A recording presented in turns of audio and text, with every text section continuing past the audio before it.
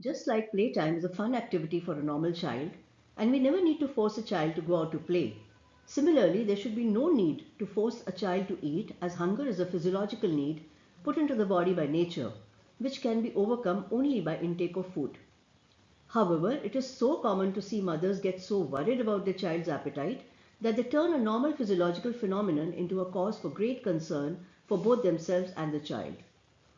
Satisfying one's hunger is a pleasurable phenomenon, very similar to the pleasure we get on having water when we are thirsty or passing urine when we have a full bladder, and so many other physiological events like this. But unfortunately, our unnecessary and many times wrong fixation over the amount of food a child should consume and comparison of a child's eating habits with that of the neighbors leads to unrealistic expectations about the diet that the child should be taking, resulting in food forcing. This leads to complete psychological chaos in our lives, with a completely normal process turning into a counterproductive, unhealthy practice. One comes across a normal, healthy child whose mother is concerned that the child doesn't feed properly.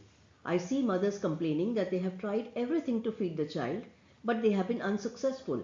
And I wonder if that trial was even necessary, and they should have just let the child be and feed as per his or her desire.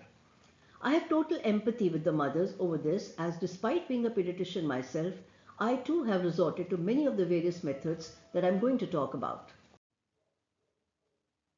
Hi, this is Dr. Kiran Sodhi with my new video in which I have compiled a list of some of the common feeding methods I have observed parents using on their children, which actually are not only never necessary but are also undesirable and may actually be harmful for the child's psyche. Although I know all of us mothers have developed our own system for feeding our kids, which we can say seems to work fine for us. But the only reason for talking about these methods is that we must not indulge in activities that take away that pleasure which food gives in satisfying hunger. Let me know in the comments if you have also resorted to any of these methods while feeding your young child.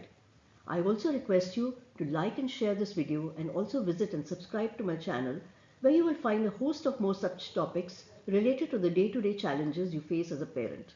Now, coming to the commonly followed but unnecessary feeding methods. Now, the coaxing method.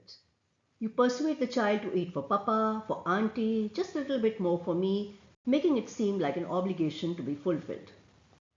You make the child watch TV, play games on the mobile, sing the child a song, creep on all fours to make the child happy, throw a ball after which the child runs and you run after them and put a spoonful in their mouth.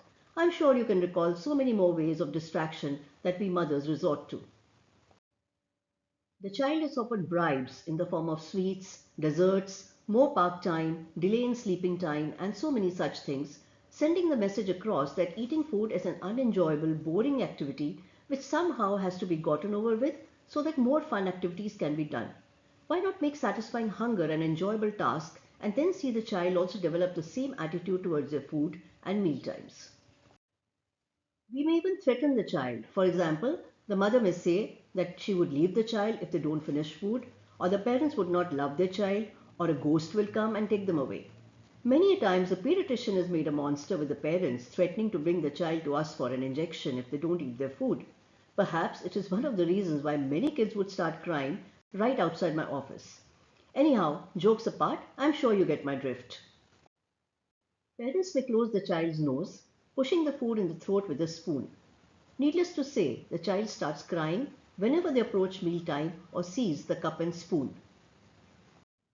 We may get so worried that the child has not eaten an adequate meal that we may keep offering treats in between meal times, like chocolates, chips, cakes, etc.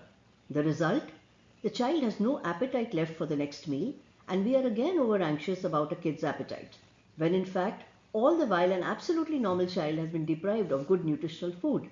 Additionally, we have prevented the child from experiencing the feeling of hunger and the pleasure they would feel in appeasing it with intake of food. Hitting or screaming at a child when the child is not taking feeds without recognizing the fact that the child is not eating simply because they are not hungry enough, or they are so engaged in a fun activity and perhaps waiting for a while would have done the trick.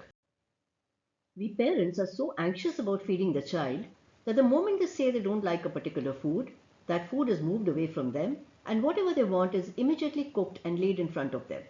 This way, the child also starts believing that a particular type of food does not suit them and they should not have it. Most food fads develop either due to over-anxiety or force feeding of food. All methods described above are actually direct or indirect form of food forcing, which is just not okay.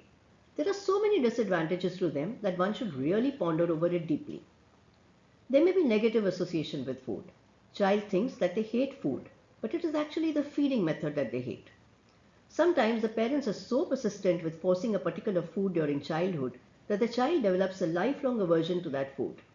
A common food item in this category is milk. There is too much fixation on feeding milk to the older child, despite them being on a full-fledged solid diet from which they can derive all the necessary nutrition. I have seen most of these children carry their dislike for milk well into their adult lives. Constant pressure and battle over food can lead to mealtime stress and anxiety for both the child and the caregiver. It can result in a reduced appetite and a disrupted eating experience. Sometimes even growth of the child may get affected.